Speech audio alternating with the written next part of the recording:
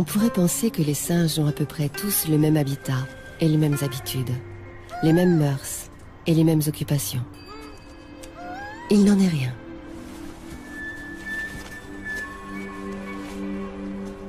Selon le milieu qui les occupe, selon qu'ils vivent solitaires ou en groupe, le tableau est assez contrasté. Ainsi, nous allons voir qu'il existe de subtiles différences entre le magot du Maroc et son cousin, le macaque du Japon. Ce dernier vit sous des latitudes glacées. C'est le plus nordique de tous les singes.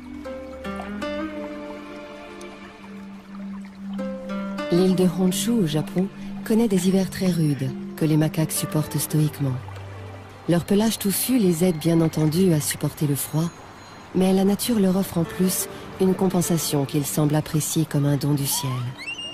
Les bains chauds.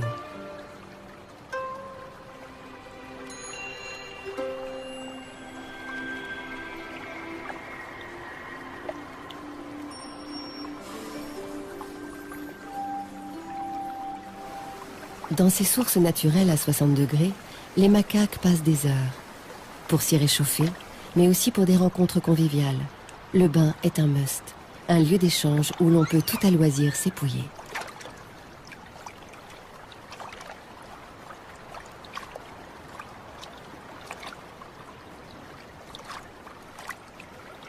L'épouillage, une activité très précisément codée, une façon bien commode de communiquer. Il consolide les liens, apaise les tensions et se pratique dans une totale réciprocité.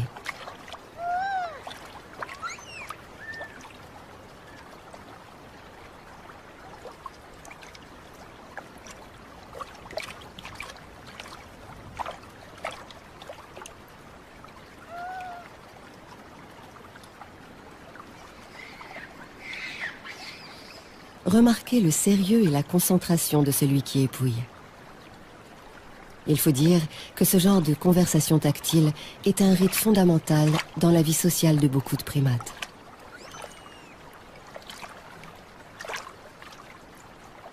Trop rondement mené, il nuit parfois au bien-être zen.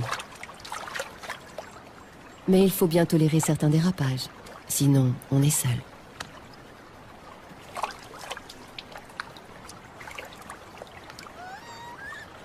S'épouiller soi-même procure visiblement moins de plaisir et surtout ne permet pas d'atteindre les zones accessibles au seul doigt d'un partenaire.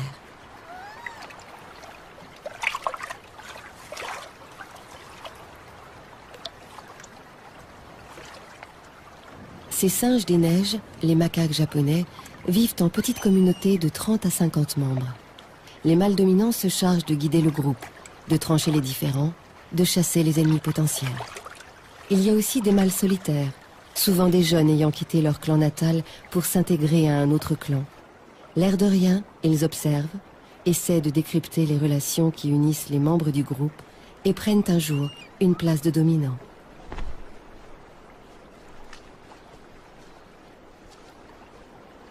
À chaque instant ou presque, les mâles ont intérêt à se montrer tendres pour entretenir des liens privilégiés avec les femelles. Mieux ils s'occupent d'elles, plus grandes seront leurs chances d'être choisis comme partenaires sexuels le moment venu.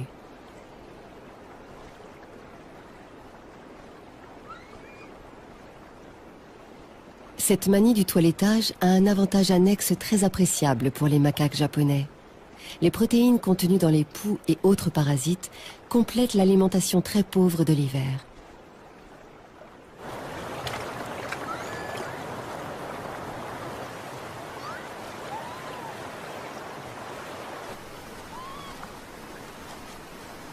Quatre mois de neige parfois dans ces montagnes du Japon. Inutile alors de chercher la nourriture habituelle, feuilles, fruits, baies, insectes et araignées. Les macaques doivent se contenter de graines, de brindilles et de morceaux d'écorce gelée.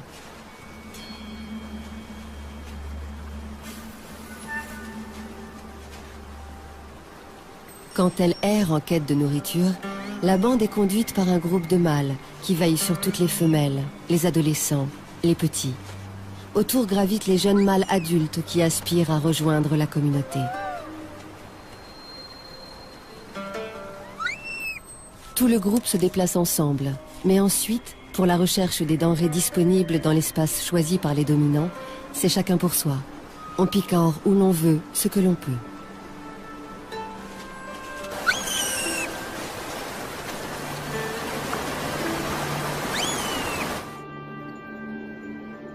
Si les macaques doivent déambuler à la recherche de nourriture et fouiller le sol pour la trouver, d'autres primates n'ont qu'à tendre le bras pour l'accueillir. De grands singes arboricoles qui nous ressemblent singulièrement et que l'on appelle d'ailleurs sur leur terre d'origine les hommes de la forêt, orang-outans.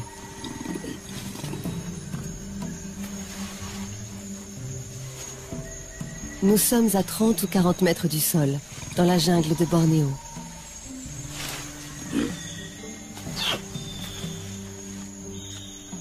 Trapéziste, gymnaste, acrobate, qu'est-ce qui définit le mieux l'orang-outan vagabondant ainsi dans les frondaisons? Et d'où lui vient une telle aisance? De ses bras d'abord, plus longs que ses jambes et très souples. Le poids de son corps lui sert à ployer les troncs et les branches dans la direction désirée. Il est sûr de ses prises et pratique ses exercices de haut vol à longueur de vie. Enfin, il connaît bien la forêt.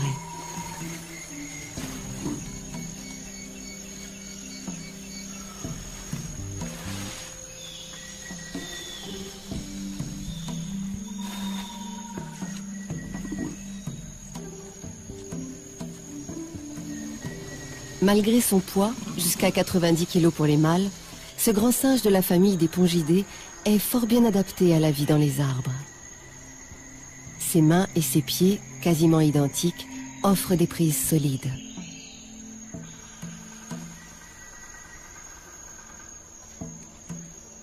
À l'exception des femelles qui élèvent un petit, les orang-outans vivent seuls et ne descendent presque jamais de la canopée. Car c'est dans ces hautes sphères du territoire forestier qu'ils trouvent les aliments de base de leur régime végétarien.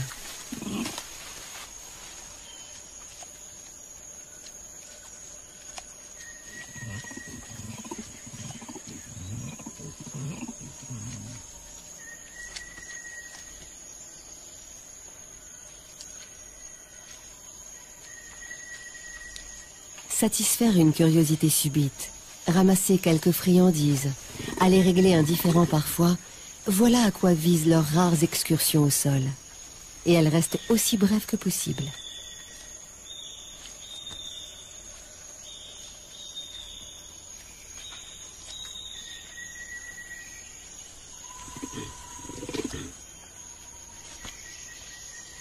Dans leur prodigieuse mémoire, ils ont une carte précise de leur forêt. Ils savent exactement à quelle date s'effectuera le mûrissage des fruits de tel arbre, selon sa situation dans la jungle.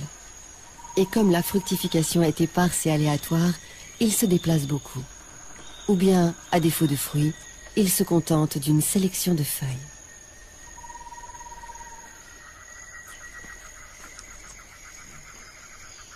Le feuillage est assez coriace à mâcher, ce qui explique, entre autres, que les orang-outans lèchent leur pelage pour y recueillir de la sueur ou de la rosée.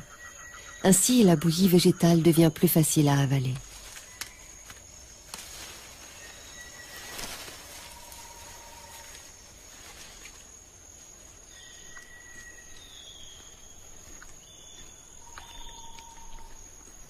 Les feuilles se mangent, se lèchent au petit matin lorsqu'elles sont couvertes de rosée et servent aussi à construire des nids. À chaque bivouac, un nid différent, très confortable.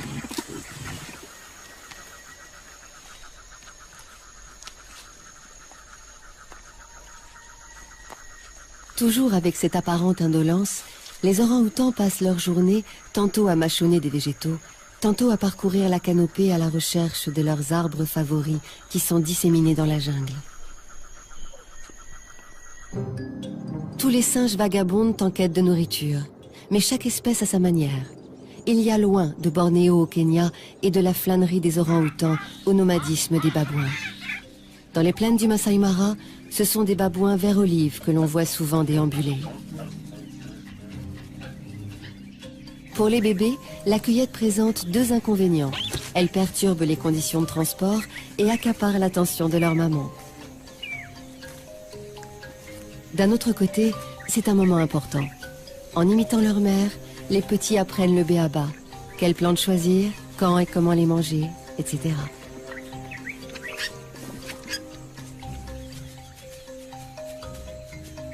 Voyager de cette façon, c'est moins fatigant et plus rassurant. Mieux vaut être perché lorsqu'on passe par exemple à proximité d'un des grands mâles de la troupe. Ils sont parfois agressifs. Ou encore quand on croise de parfaits inconnus comme ces mangoustes.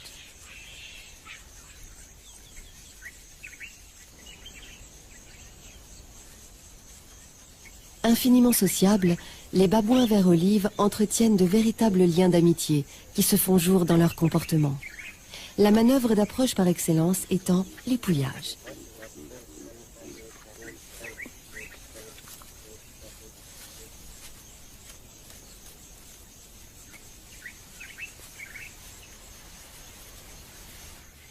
Prochain arrêt, un champ de jeunes pousses et une nouvelle leçon de choses.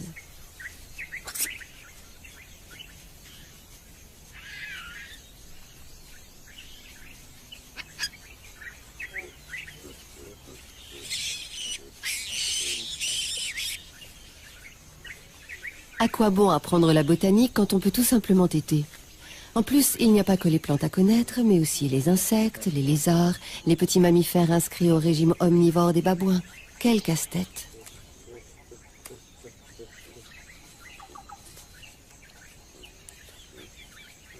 Les femelles ont un petit tous les 2 ans, objet de toute leur attention, car unique. Il est surveillé, protégé, choyé aussi par tous les autres adultes.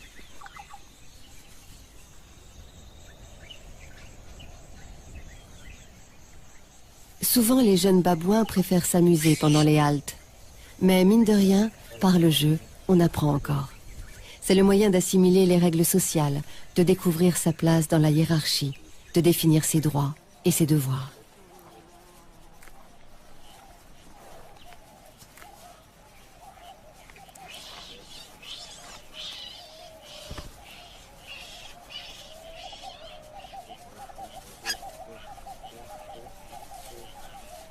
Avec son réseau complexe d'interrelations, la société des babouins exige un système de communication précis, très élaboré et pas facile à décoder pour les novices.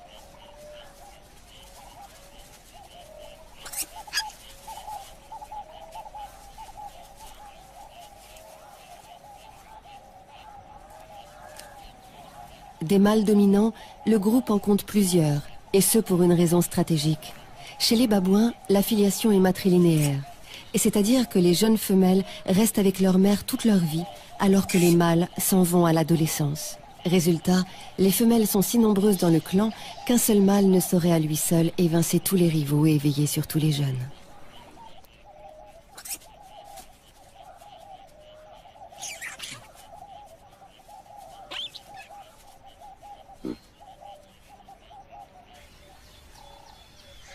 Qu'un membre de la troupe découvre un arbre regorgeant de fruits et le réflexe grégaire des babouins se déclenche.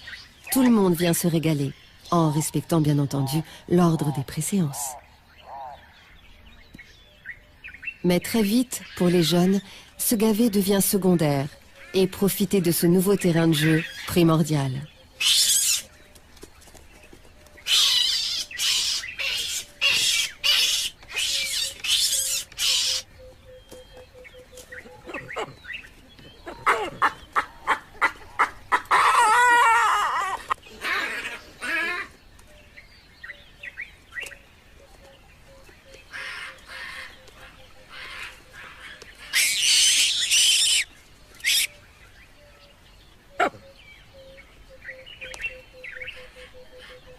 Tous les bébés et les adolescents de la grande famille des cercopithèques se livrent avec le même entrain à ces acrobaties. Prenons les macaques qu'on appelle magos. Ils sont nombreux dans les forêts du Maroc.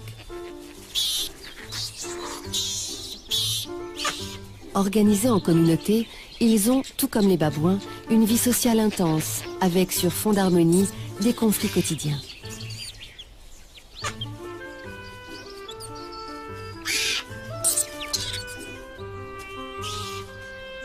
Ce sont eux aussi des mangeurs permanents qui errent toute la journée à la recherche de nourriture.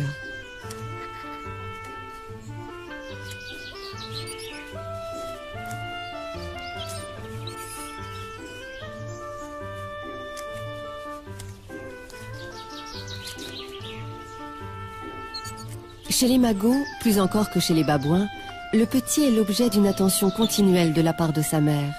Il est même un pôle d'attraction pour tous les individus du groupe, adultes ou jeunes, mâles ou femelles.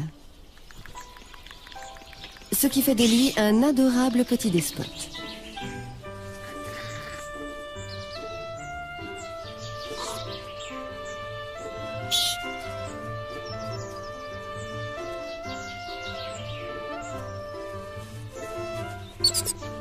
Celui-ci ne mesure décidément pas le sérieux de l'épouillage, qui a certes un rôle hygiénique, mais remplit la fonction autrement plus importante d'assurer la cohésion sociale.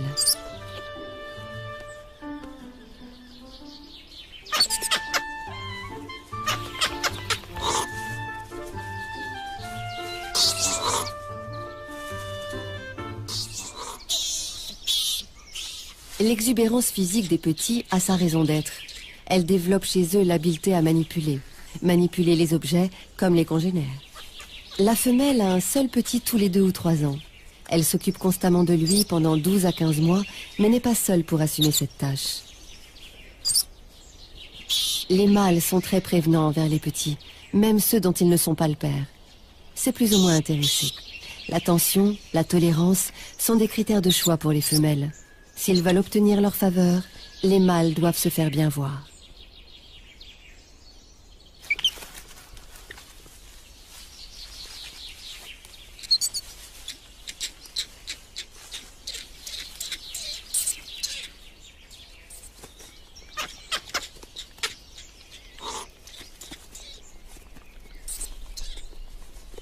Les guenons entretiennent des rapports amicaux avec d'autres femelles, souvent de leur lignée. Avec des mâles aussi, ceux-là même qui les aident à s'occuper de leur progéniture. L'amitié se manifeste à tout instant, par le toilettage et par toutes sortes de tendresses.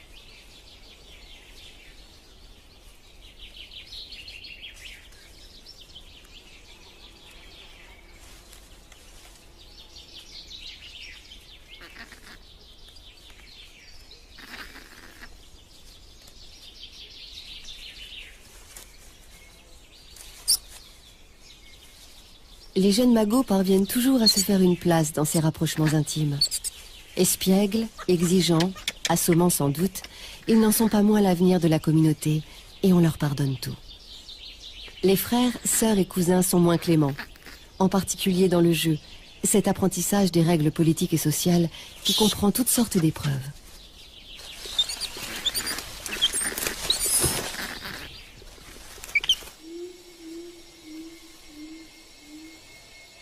Des journées entières dans les arbres. Voilà à quoi se résume l'apprentissage par lequel l'orang-outan devient adulte. On est vraiment aux antipodes de l'agitation frénétique des babouins et des macaques. Ici, on goûte la vie au ralenti, dans un monde où il n'y a ni endroit ni envers.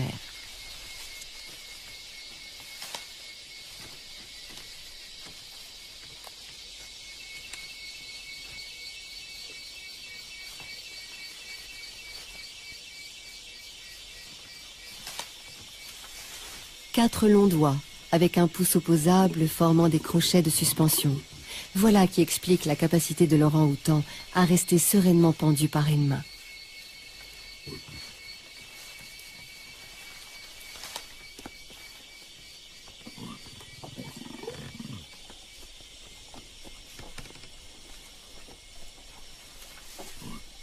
L'aisance développée dans les exercices en solo est bien utile lors des rencontres. Surtout, on le verra, des rencontres amoureuses. Ces adolescents n'en sont pas encore là, mais on devine dans certains de leurs gestes le prélude aux jeux amoureux.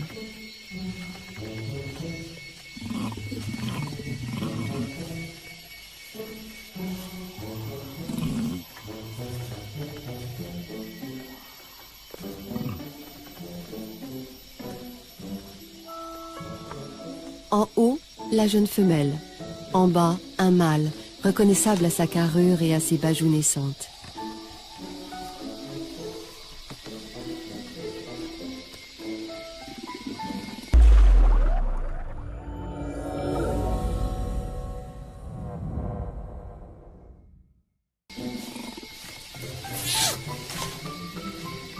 On ignore les règles de leurs ébats, mais on peut supposer que comme tous les jeux, ils entraînent leur lot de bisbilles et de désaccords.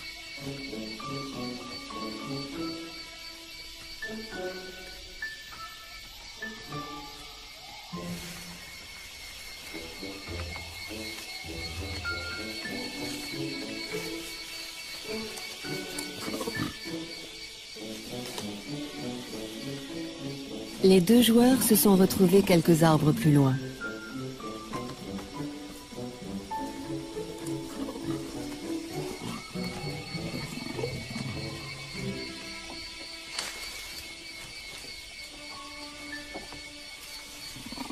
Pose détente, espièglerie, concours de positions acrobatiques.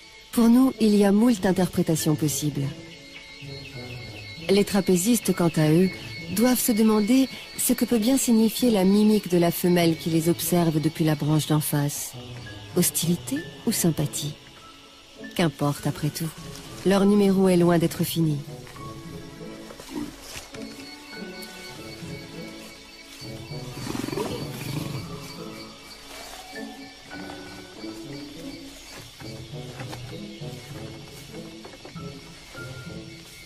Il est rare que ces plaisirs ludiques tournent mal chez les pacifiques orang-outans. Alors que dans les tribus de babouins au Kenya, le jeu dégénère presque systématiquement. À cause de la complexité de leur rapport hiérarchique, la limite entre l'amusement et la compétition est assez mince. Et très souvent, ce qui a commencé comme un jeu de chat ou une partie de catch finit par tourner au vinaigre.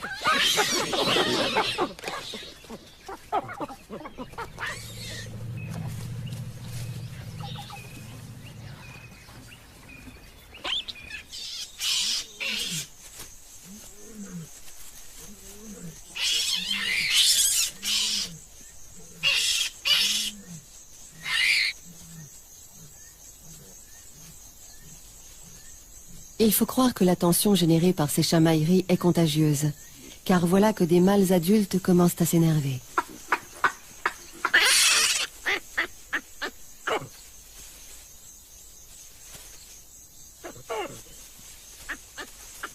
Un mâle doit jouer plusieurs cartes pour arriver au sommet. La ruse, pour tisser des alliances avec d'autres mâles, la manipulation et au besoin l'agressivité, afin de faire progresser sa carrière. Cela ressemble à s'y méprendre à de la politique.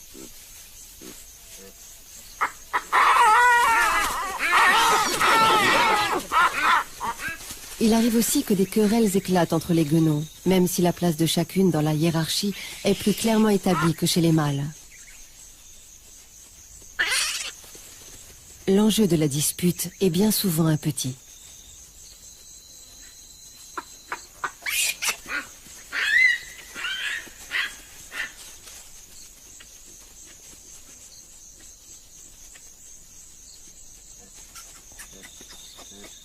Une fois assis en haut de l'échelle sociale, un mâle dominant bénéficie de tous les avantages.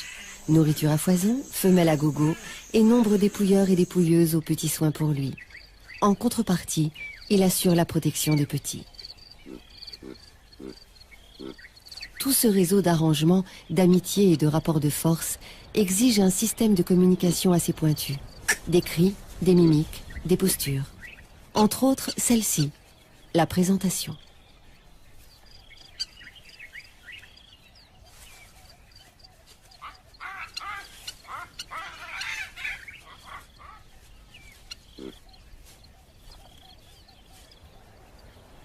Exposer à l'autre son derrière peut être aussi bien une invite sexuelle qu'une manière d'apaiser un conflit ou d'affirmer une position hiérarchique, tout comme l'épouillage.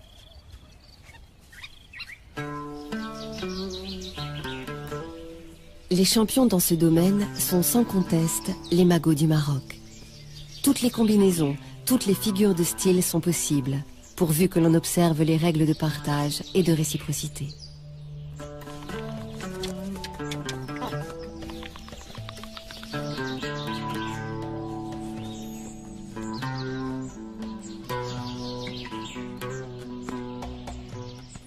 Les magos n'épouillent jamais à la va-vite. Ils y mettent un zèle quasi religieux.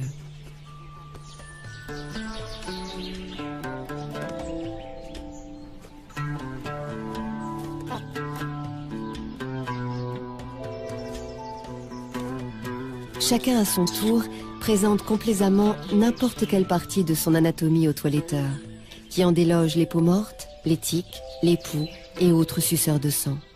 Le moindre centimètre carré de peau sera passé au crible. Chercher la petite bête devient vite une obsession. Et dès qu'on parle de poux,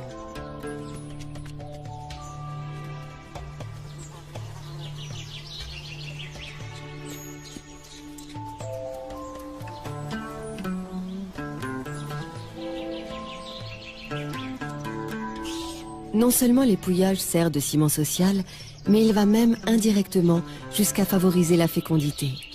Des études montrent que se faire toiletter entraîne chez le bénéficiaire la synthèse de l'hormone du bonheur, une endorphine qui apaise le stress, et que, moins stressées, les femelles sont plus aptes à procréer.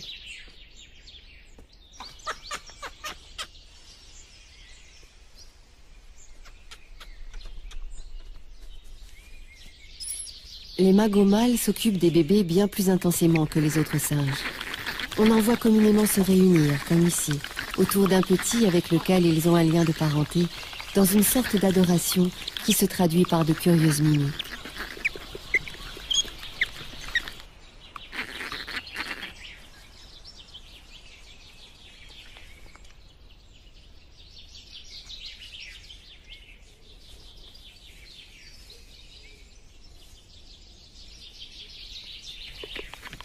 Autre cas de figure. Cette fois, aucun lien de parenté entre le petit et les deux adultes. Ces derniers sont à couteau tiré. Et ce bébé va leur servir à faire la paix. Grâce à lui, le conflit sera désamorcé.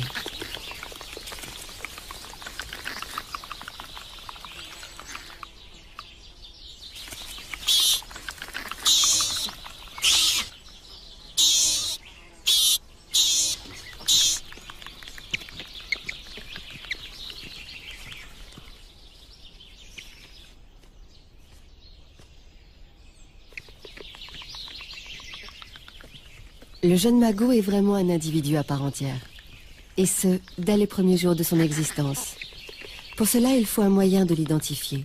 En le flairant sous toutes les coutures, les membres de la troupe se constituent une véritable carte d'identité olfactive du petit.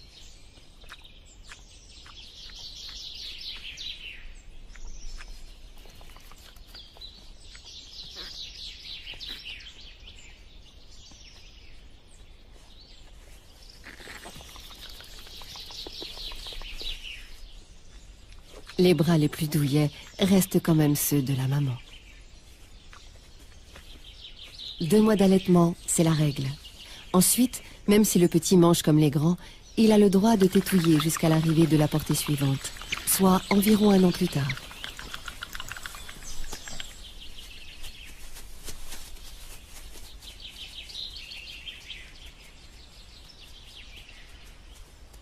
Chez les macaques et les cercopithèques en général, le couple mère-enfant n'est jamais isolé. Chaque petit magot a pour parent l'ensemble du groupe, qui veille jalousement sur lui comme sur un trésor. Il n'en est pas du tout de même chez les orang-outans, les plus solitaires de tous les grands singes. Il n'y a de place pour personne entre la mère et son bébé. Leur relation fusionnelle s'explique. Pour la survie de leur espèce, les orang-outans ont adopté une stratégie, misant tout sur quelques petits, bien soignés et bien portants, ce qui suppose une attention continuelle. 1,5 kg à la naissance, le double à 6 mois, et à son premier anniversaire, il atteindra environ 7 kg.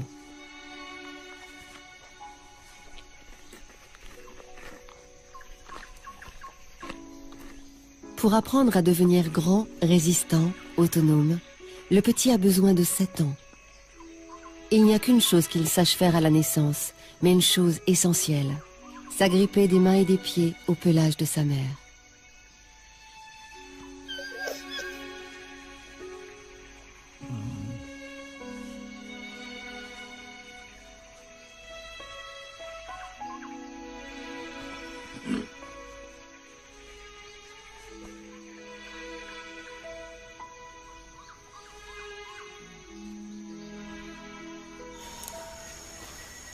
Les lois de l'équilibre, le bébé orang-outan les découvre d'abord en tant que passager, lors des grandes traversées de la canopée.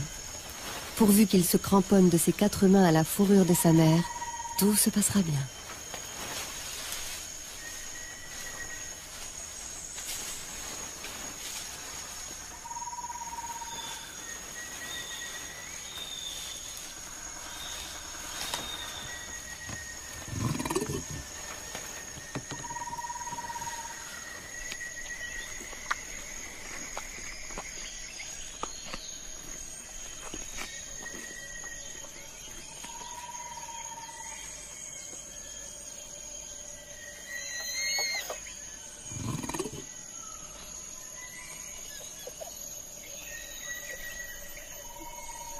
Chaque femelle dispose d'un territoire de plusieurs kilomètres carrés, où elle vit avec son bébé et parfois son précédent rejeton. Elle en a un environ tous les 4 ans, tous les 8 ans pour certaines. Les rencontres sont rares et se soldent d'ordinaire par quelques grimaces de crainte.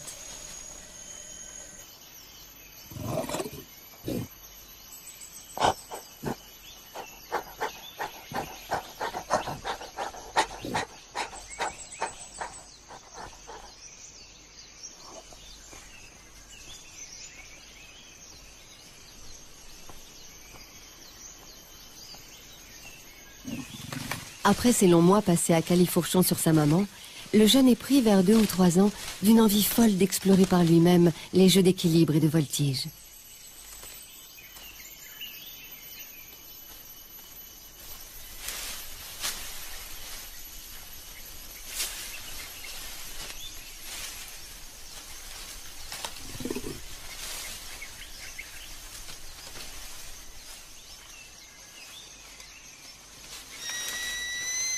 Il lui faudra s'initier aussi, mais c'est pour bien plus tard, au jeu de l'amour. Les orang-outans s'y impliquent avec une intensité que l'on ne retrouve chez aucun autre animal connu.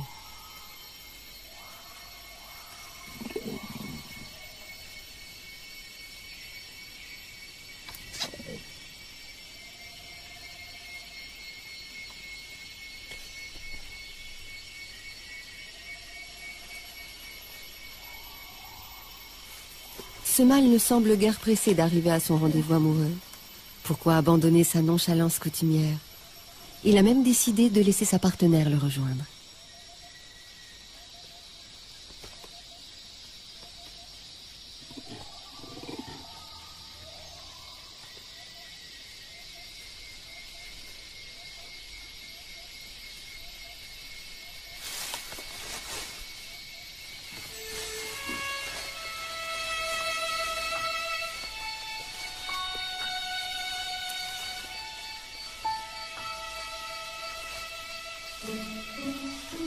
Une réelle inventivité dans les jeux érotiques, servie par une souplesse permettant toutes les fantaisies.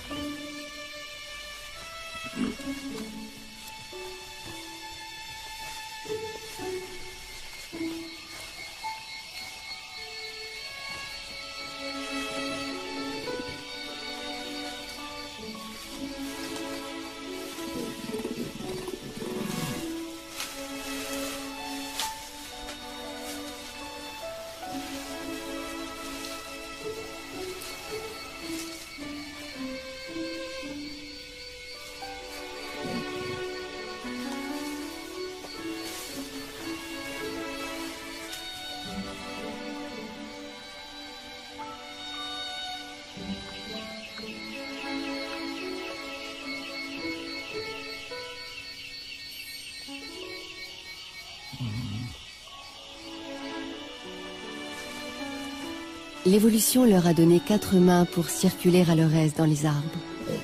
Mais ces mains peuvent faire bien d'autres choses. Les orang-outans s'en servent beaucoup dans leurs ébats, et de leur bouche aussi.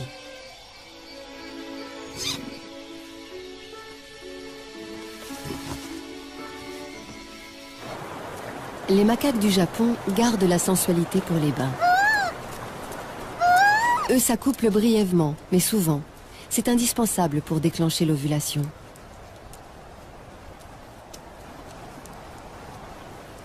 De toute façon, les préliminaires sont moins utiles puisque les partenaires se connaissent parfaitement.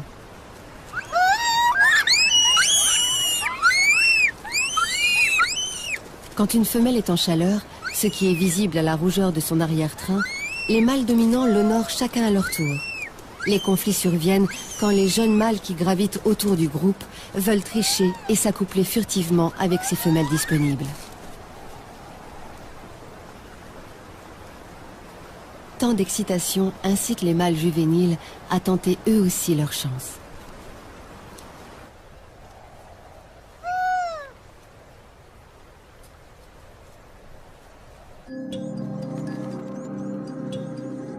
Plus les rapports sociaux sont complexes, plus les choses se corsent. Reprenons le chemin du Masai Mara pour observer les amours des babouins. Ils obéissent à toutes sortes de codes incontournables. S'il a des vues sur une guenon, un mâle doit d'abord se faire apprécier comme compagnon pendant un certain temps. Alors seulement, celle-ci lui donnera la préférence quand elle sera en chaleur.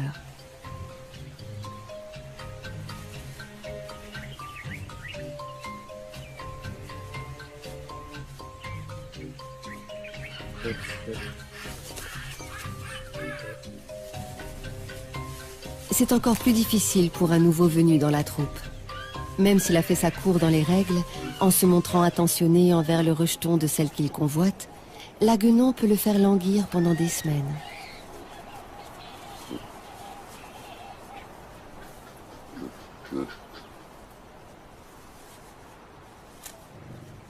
En plus, il y a les mâles dominants, solidement établis qui voient d'un mauvais œil l'arrivée de concurrents plus jeunes.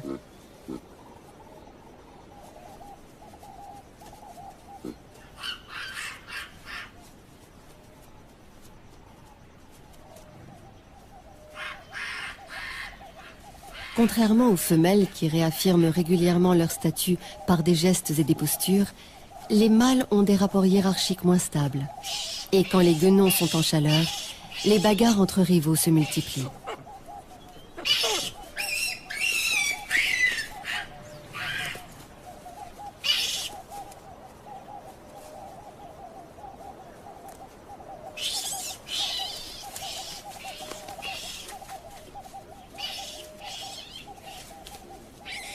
Ce pugilat a désorganisé et affolé toute la colonie.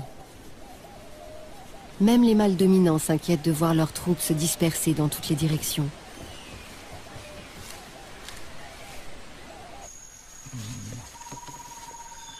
Les orang-outans n'ont pas besoin d'autant d'agitation pour assurer leur avenir. Sans trop avoir à se battre avec ses rivaux, le mâle adulte développe un domaine d'influence, jouxtant les territoires de plusieurs femelles qu'il féconde quand il les sait disponibles. Pour lui, perpétuer l'espèce se limite à ça. Tout le reste incombe à la femelle. C'est elle qui veille sur le bébé et lui dispense 6 ans d'une patiente éducation. Comment construire chaque soir son nid dans la canopée? Comment identifier les quelques 300 sources de nourriture possibles? Ou trouver les bons arbres à l'instant parfait de leur mûrissage?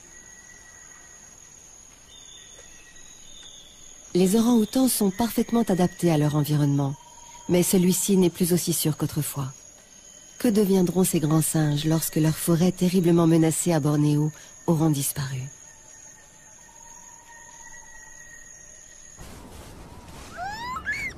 Une année a passé dans notre tribu de macaques du Japon qui s'est enrichie de 6 individus. L'hiver est revenu sur l'île de Honshu. Il est temps d'aller se réchauffer aux sources fumantes.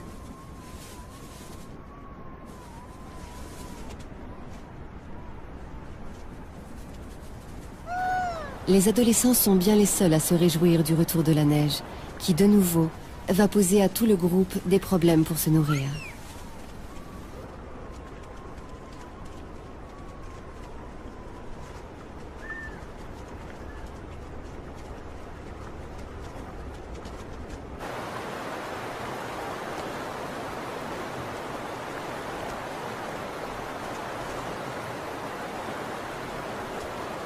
Les nouveau-nés, eux, découvrent un monde tout différent de celui où ils ont vu le jour.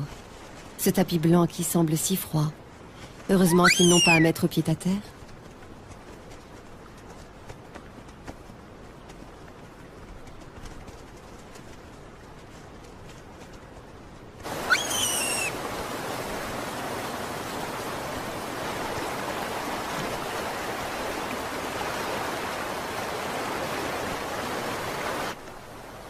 En attendant les fruits, les fleurs et les champignons qui reviendront au printemps, les macaques de l'île de Honshu se contentent de leur régime de survie.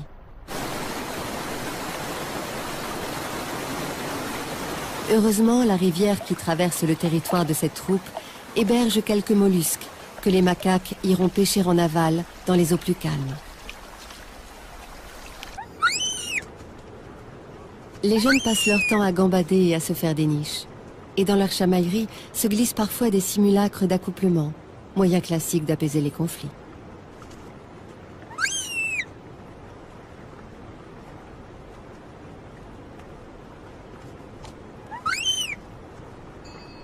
Les regards méditatifs des macaques des neiges, leurs longues étreintes, résument en peu d'images notre parenté avec les grands singes. C'est l'un d'eux que des chercheurs ont surpris voilà 40 ans au sud du Japon à laver des patates douces dans l'océan pour les manger. Son exemple fut suivi par d'autres membres de la tribu et perpétué au fil des années. On a alors avancé le terme de culture animale, qui dérange encore beaucoup, puisqu'il sous-entend que nous n'aurions pas le monopole de la culture.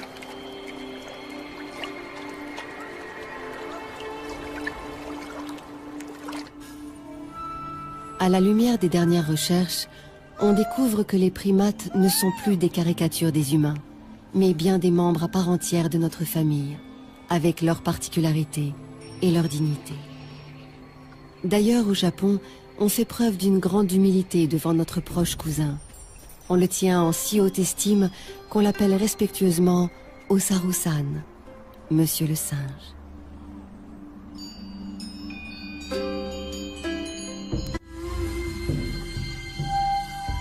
La série Tendresse animale reprend demain.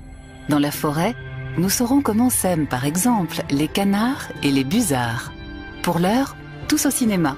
Voici Le chef de gare de Thomas McCarthy, une comédie mélancolique sur la solitude d'un chef de gare pas comme les autres.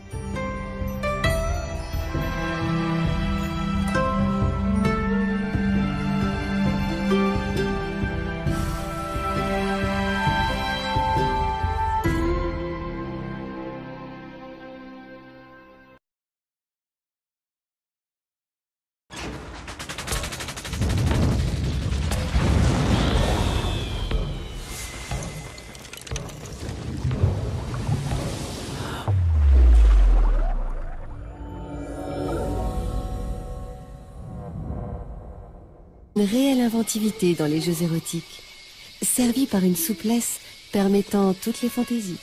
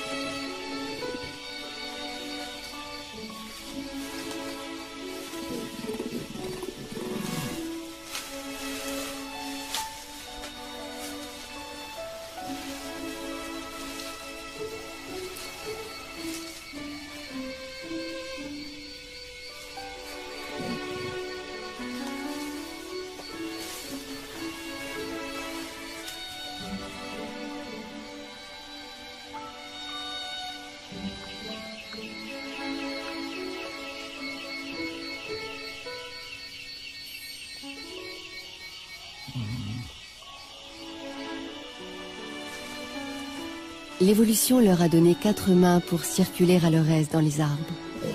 Mais ces mains peuvent faire bien d'autres choses. Les orang-outans s'en servent beaucoup dans leurs ébats, et de leur bouche aussi.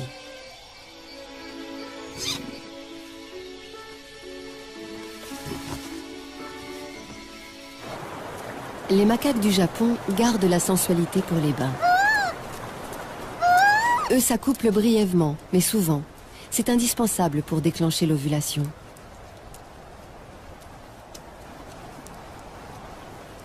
De toute façon, les préliminaires sont moins utiles puisque les partenaires se connaissent parfaitement.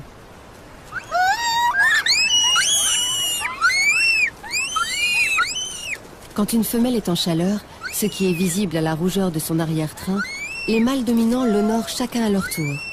Les conflits surviennent quand les jeunes mâles qui gravitent autour du groupe veulent tricher et s'accoupler furtivement avec ces femelles disponibles. Tant d'excitation incite les mâles juvéniles à tenter eux aussi leur chance.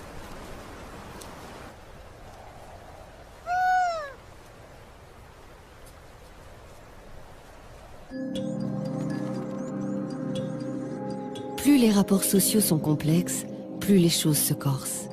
Reprenons le chemin du Masai Mara pour observer les amours des babouins. Ils obéissent à toutes sortes de codes incontournables. S'il a des vues sur une guenon, un mâle doit d'abord se faire apprécier comme compagnon pendant un certain temps. Alors seulement, celle-ci lui donnera la préférence quand elle sera en chaleur. Manche comme les grands, il a le droit de tétouiller jusqu'à l'arrivée de la portée suivante, soit environ un an plus tard.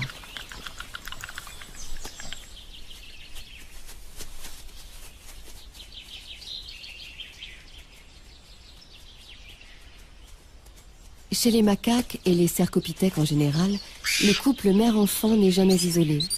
Chaque petit magot a pour parent l'ensemble du groupe, qui veille jalousement sur lui comme sur un trésor. Il n'en est pas du tout de même chez les orang-outans, les plus solitaires de tous les grands singes. Il n'y a de place pour personne entre la mère et son bébé. Leur relation fusionnelle s'explique. Pour la survie de leur espèce, les orang-outans ont adopté une stratégie, misant tout sur quelques petits, bien soignés et bien portants, ce qui suppose une attention continuelle. 1,5 kg à la naissance, le double à 6 mois, et à son premier anniversaire, il atteindra environ 7 kg.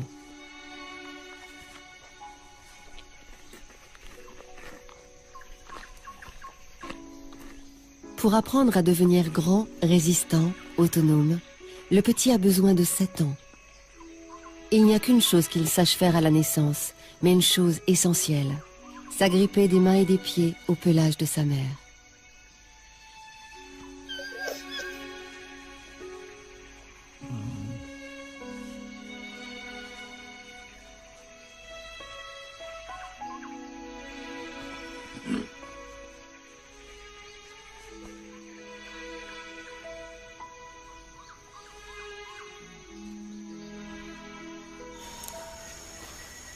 Les lois de l'équilibre, le bébé orang-outan les découvre d'abord en tant que passager, lors des grandes traversées de la canopée. Pourvu qu'il se cramponne de ses 4 mains à la fourrure de sa mère, tout se passera bien.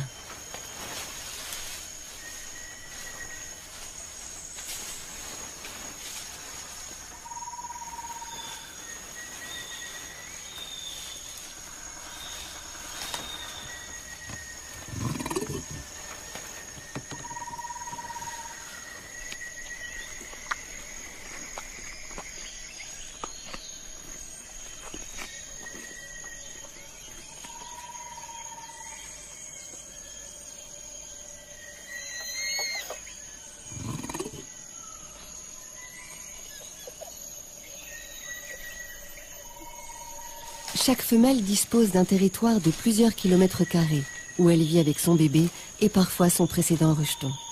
Elle en a un environ tous les 4 ans, tous les 8 ans pour certaines.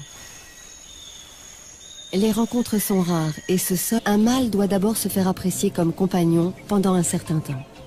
Alors seulement, celle-ci lui donnera la préférence quand elle sera en chaleur.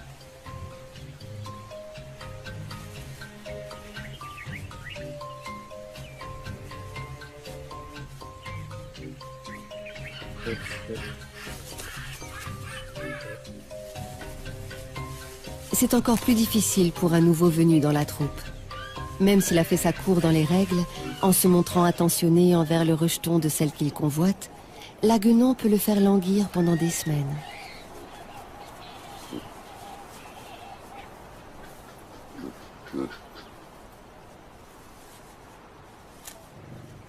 En plus, il y a les mâles dominants, solidement établis qui voient d'un mauvais œil l'arrivée de concurrents plus jeunes.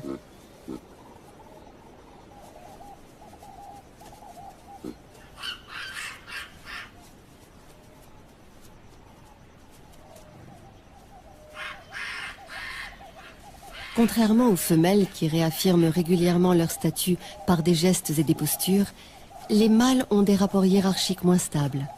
Et quand les guenons sont en chaleur, les bagarres entre rivaux se multiplient.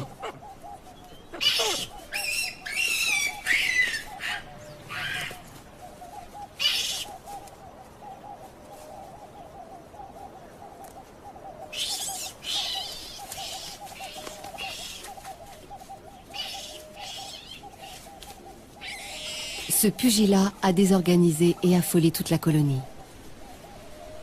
Même les mâles dominants s'inquiètent de voir leurs troupes se disperser dans toutes les directions.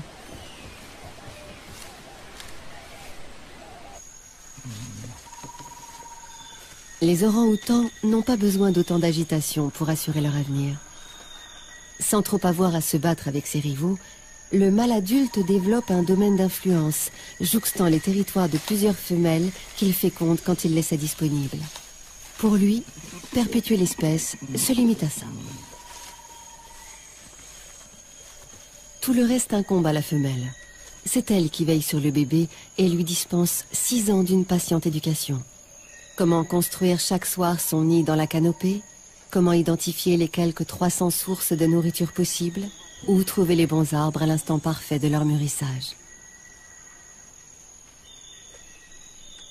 Les orang-outans sont parfaitement adaptés à leur environnement, mais celui-ci n'est plus aussi sûr qu'autrefois. Que deviendront ces grands singes lorsque leurs forêts terriblement menacées à Bornéo auront disparu?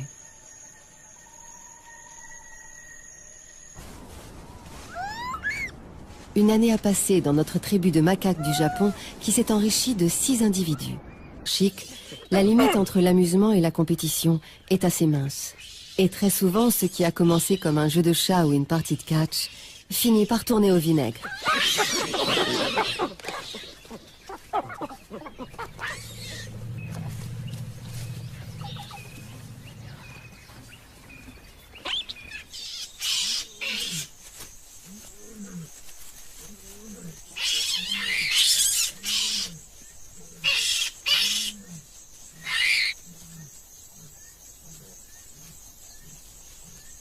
Il faut croire que la tension générée par ces chamailleries est contagieuse, car voilà que des mâles adultes commencent à s'énerver.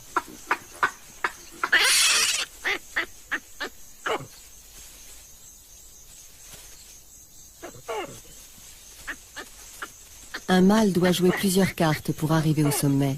La ruse, pour tisser des alliances avec d'autres mâles, la manipulation et au besoin l'agressivité, afin de faire progresser sa carrière.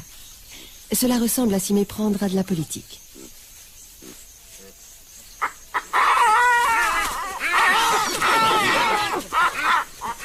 Il arrive aussi que des querelles éclatent entre les guenons, même si la place de chacune dans la hiérarchie est plus clairement établie que chez les mâles.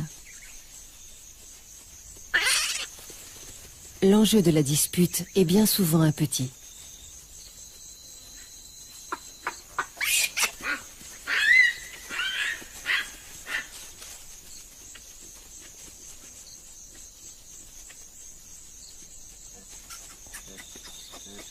Une fois assis en haut de l'échelle sociale, un mâle dominant bénéficie de tous les avantages.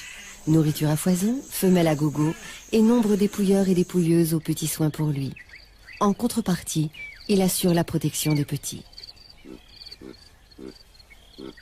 Tout ce réseau d'arrangements, d'amitié et de rapports de force exige un système de communication assez pointu. Des cris, des mimiques, des postures. Entre autres, celle-ci, la présentation.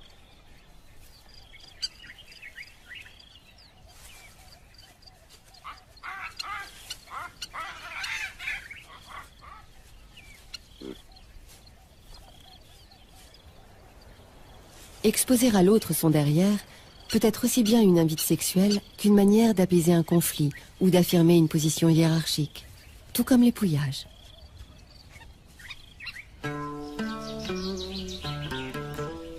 Les champions dans ce domaine sont sans conteste les magots du Maroc. Toutes les combinaisons, toutes les figures de style sont possibles, pourvu que l'on observe les règles de partage et de réciprocité.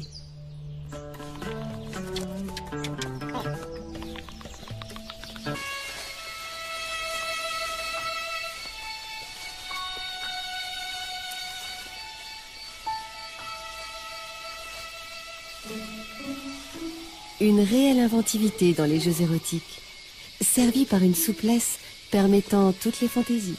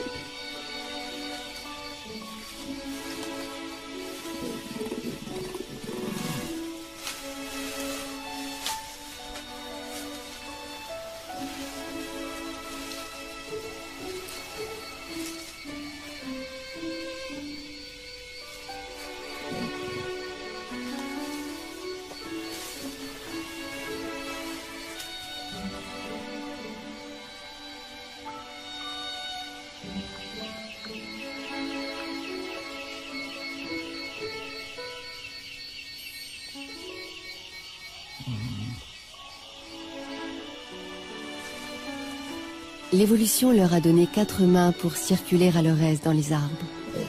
Mais ces mains peuvent faire bien d'autres choses.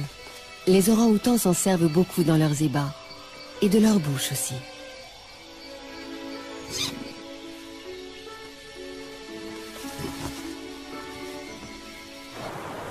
Les macaques du Japon gardent la sensualité pour les bains. Eux s'accouplent brièvement, mais souvent. C'est indispensable pour déclencher l'ovulation.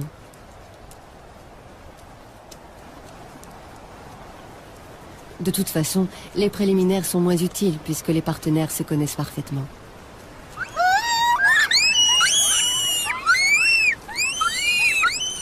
Quand une femelle est en chaleur, ce qui est visible à la rougeur de son arrière-train, les mâles dominants l'honorent chacun à leur tour. Les conflits surviennent quand les jeunes mâles qui gravitent autour du groupe veulent tricher et s'accoupler furtivement avec ces femelles disponibles. Tant d'excitation incite les mâles juvéniles à tenter eux aussi leur chance.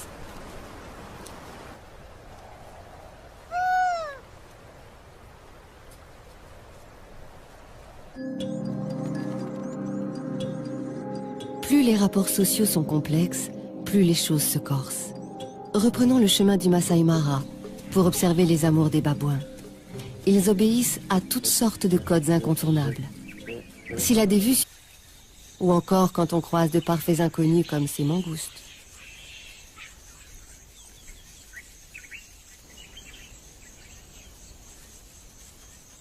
Infiniment sociables, les babouins vert olive entretiennent de véritables liens d'amitié qui se font jour dans leur comportement. La manœuvre d'approche par excellence étant l'épouillage.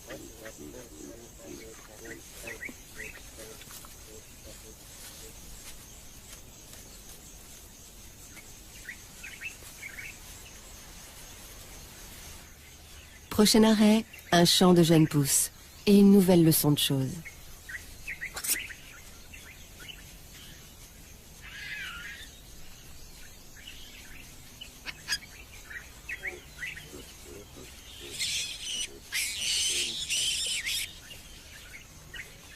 À quoi bon apprendre la botanique quand on peut tout simplement téter? En plus, il n'y a pas que les plantes à connaître, mais aussi les insectes, les lézards, les petits mammifères inscrits au régime omnivore des babouins. Quel casse-tête!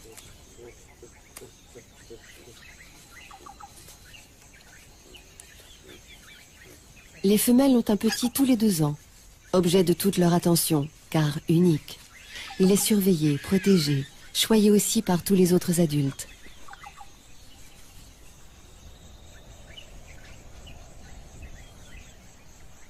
Souvent, les jeunes babouins préfèrent s'amuser pendant les haltes. Mais mine de rien, par le jeu, on apprend encore. C'est le moyen d'assimiler les règles sociales, de découvrir sa place dans la hiérarchie, de définir ses droits et ses devoirs.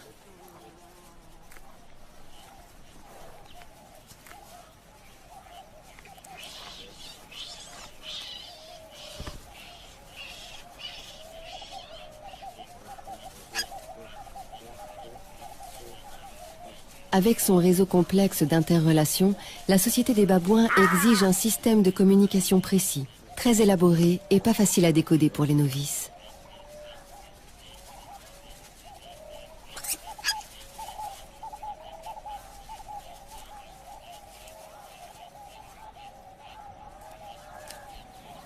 Des mâles dominants, le groupe en compte plusieurs, et ce pour une raison stratégique. Chez les babouins, la filiation est matrilinéaire, et c'est-à-dire que les jeunes femelles restent avec leur mère toute leur vie, alors que les mâles s'en vont à l'adolescence. Résultat, les femelles sont si nombreuses dans le clan qu'un seul mâle ne saurait à lui seul évincer tous les rivaux et veiller sur tous les jeunes.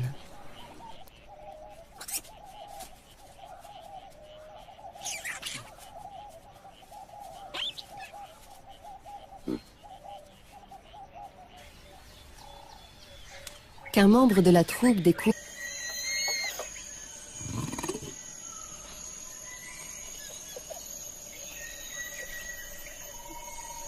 chaque femelle dispose d'un territoire de plusieurs kilomètres carrés, où elle vit avec son bébé et parfois son précédent rejeton. Elle en a un environ tous les 4 ans, tous les 8 ans pour certaines. Les rencontres sont rares et se soldent d'ordinaire par quelques grimaces de crainte.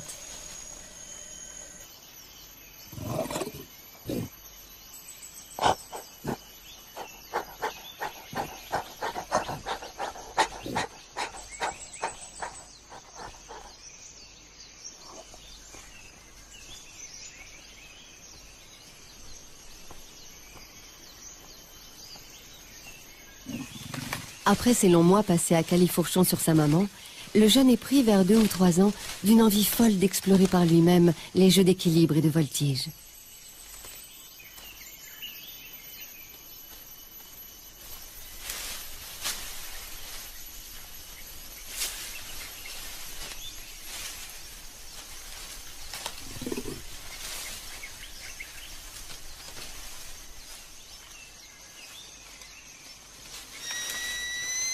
Il lui faudra s'initier aussi, mais c'est pour bien plus tard, au jeu de l'amour.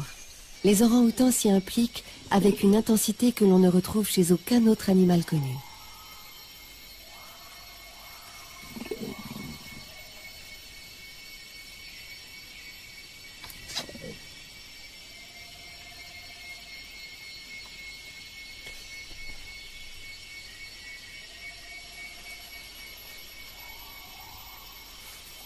Ce mâle ne semble guère pressé d'arriver à son rendez-vous amoureux.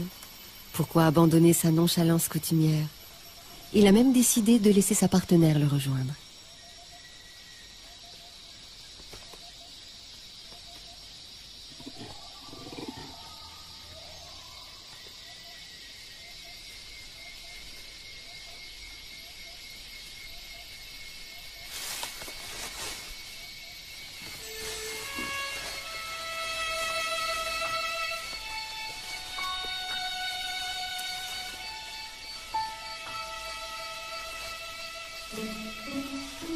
Une réelle inventivité dans les jeux érotiques, servie par une souplesse permettant toutes les fantaisies.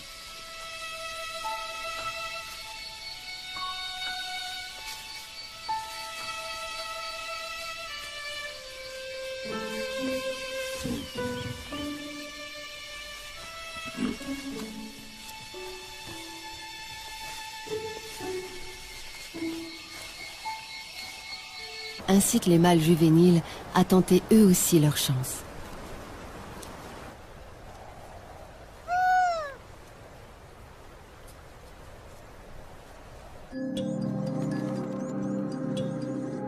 Plus les rapports sociaux sont complexes, plus les choses se corsent. Reprenons le chemin du Masai Mara pour observer les amours des babouins. Ils obéissent à toutes sortes de codes incontournables. S'il a des vues sur une guenon, un mâle doit d'abord se faire apprécier comme compagnon pendant un certain temps. Alors seulement, celle-ci lui donnera la préférence quand elle sera en chaleur.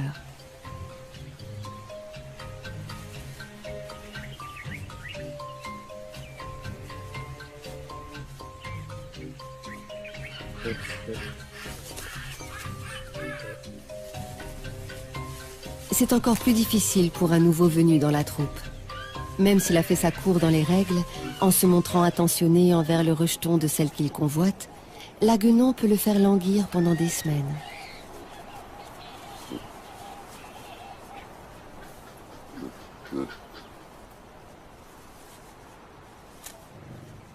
En plus, il y a les mâles dominants, solidement établis qui voient d'un mauvais œil l'arrivée de concurrents plus jeunes.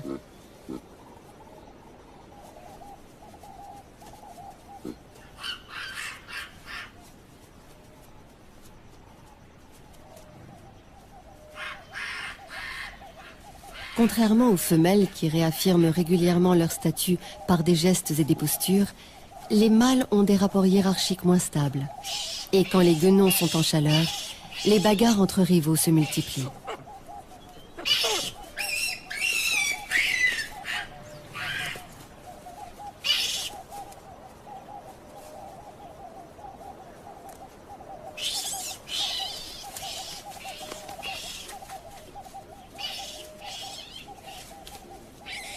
Ce pugilat a désorganisé et affolé toute la colonie. Même les mâles dominants s'inquiètent de voir leurs troupes se disperser dans toutes les directions.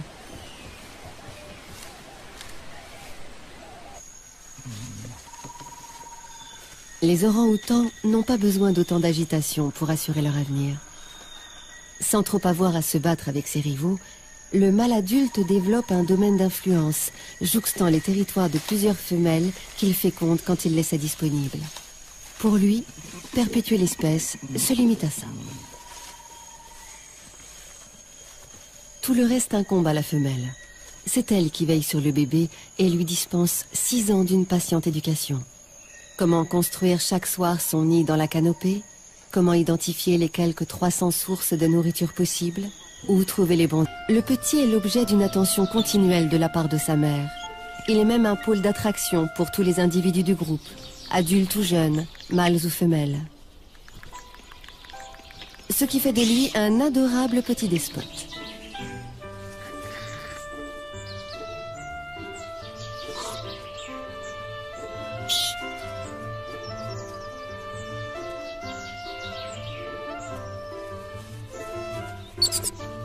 Celui-ci ne mesure décidément pas le sérieux de l'épouillage, qui a certes un rôle hygiénique, mais remplit la fonction autrement plus importante d'assurer la cohésion sociale.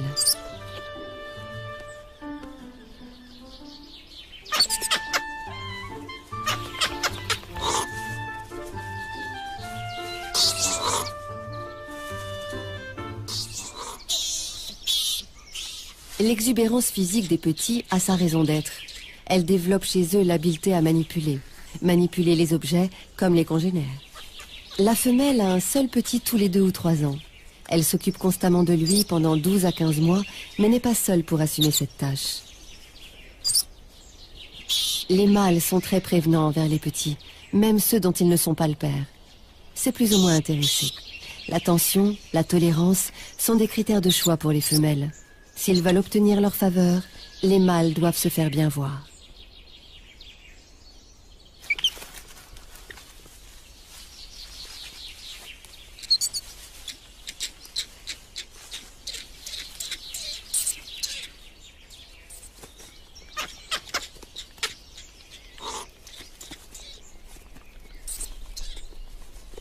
Les guenons entretiennent des rapports amicaux avec d'autres femelles, souvent de leur lignée. Avec des mâles aussi, ceux-là même qui les aident à s'occuper de leur progéniture. L'amitié se manifeste à tout instant, par le toilettage et par toutes sortes de tendresses.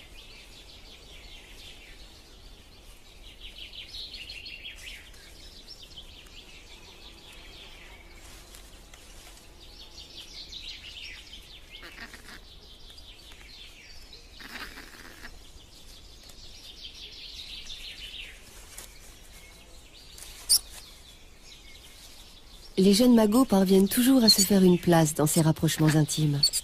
Espiègles, exigeants, assommants sans doute, ils n'en sont pas moins l'avenir de la communauté et on leur pardonne tout. Les frères, sœurs et cousins sont moins cléments, en particulier dans le jeu, cet apprentissage des règles politiques et sociales qui comprend toutes sortes d'épreuves.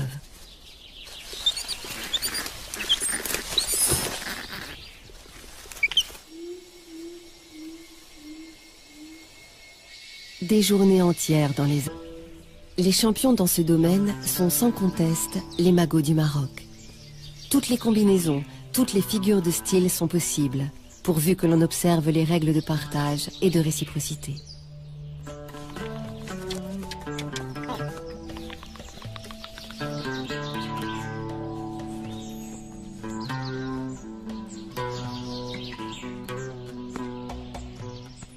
Les magots n'épouillent jamais à la va-vite.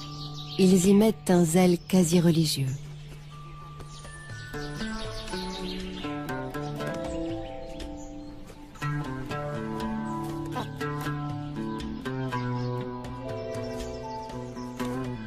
chacun à son tour présente complaisamment n'importe quelle partie de son anatomie au toiletteur, qui en déloge les peaux mortes, les tiques, les poux et autres suceurs de sang.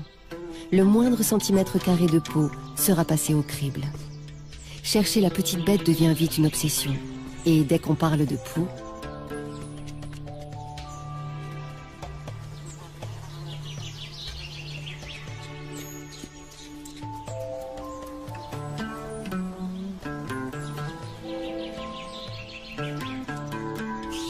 non seulement l'épouillage sert de ciment social, mais il va même indirectement jusqu'à favoriser la fécondité. Des études montrent que se faire toiletter entraîne chez le bénéficiaire la synthèse de l'hormone du bonheur, une endorphine qui apaise le stress, et que, moins stressées, les femelles sont plus aptes à procréer.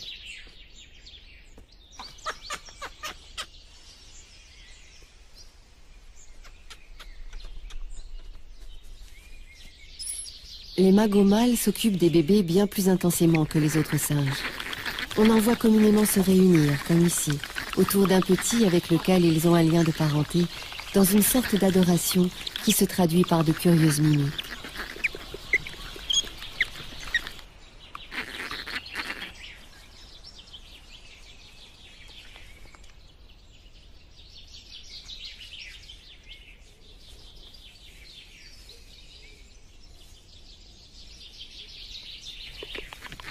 Autre cas de figure. Cette fois, aucun lien de parenté entre le petit et les deux adultes. Ces derniers sont à couteau tiré. Et ce bébé va leur servir à faire la paix. Grâce à lui, le conflit sera désamorcé.